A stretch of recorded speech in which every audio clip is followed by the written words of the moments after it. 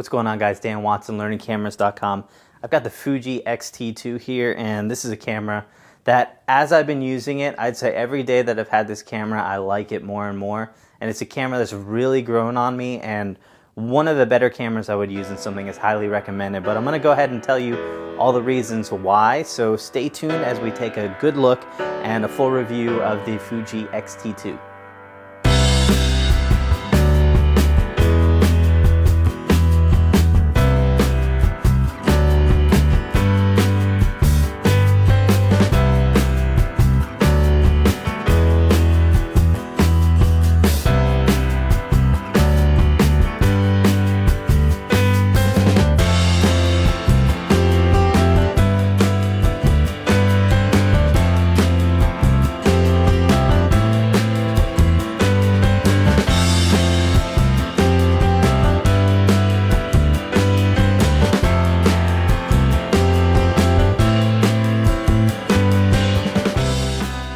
Now, I have been using this camera for a while, and as I use these cameras, I continue to post pictures, so you can check those out on my Facebook page. So check out the Learning Cameras Facebook page, and you can follow us there. And that's where you're going to see a lot of images from the reviews and things like that as we're going. So if you want to get a good look of the camera before the full review is finished, that's going to be where to look. And again, I appreciate you guys using the links below whenever you're purchasing your cameras or gear. I really appreciate it. It's what keeps things going. So let's get into this camera and let's take a look at it. Now, hardware-wise, this is very familiar design to what Fuji has been using, but if you're coming from another camera, it is a vastly different type of system. If you're coming from something other than Fuji, you're going to have a lot of your dials up front. You also have a joystick to change your focus point. The buttons have great tactile feel to them. You've got full weatherproofing on this thing. It really feels nice in the hand. I've got it with the battery grip. I did actually like it a little bit better with that configuration. You've got plenty of room to grab on here. You also have your portrait orientation. But the big thing is that this battery grip is also going to allow you to record longer for video. It's going to give you a faster frame rate when you're shooting photos. And so there's definitely some add-ons to get this. Also, you also get the headphone jack inside of the battery grip. So there's overall some advantages to this besides just the ergonomics of it. But if you want to go small and compact, this is a very nice small camera. Just to give you a comparison in size, this is the 5D Mark IV, and you can see that even without the battery grip on this thing, it would be much smaller. The lenses on this are also very good. This is the 18 to 55 millimeter f2.8 to f4. For a zoom lens, it's very good. It's going to max out at f4, so you're not having to use f5.6 lenses. So it's a good, nice quality kit lens. And this is the one that I picked up with. I've been using it the most. It is everything you would want from a pro-end camera. You even have dual card slots. I found everything easy to adjust, and I like the handling of it very much. Now, one of the areas that Fuji has continued to impress me on is image quality. And they're not as well known in some circles as Canon and Nikon right now, but they're producing some unbelievable images. This is an APS-C sensor, and I would say that this competes more with full-frame cameras almost than most APS-C cameras. You get great low light performance, unbelievable dynamic range. The image quality is just exceptional. And one thing that I like about the Fuji is that they have image profiles that really kind of tweak the look and feel of the photo.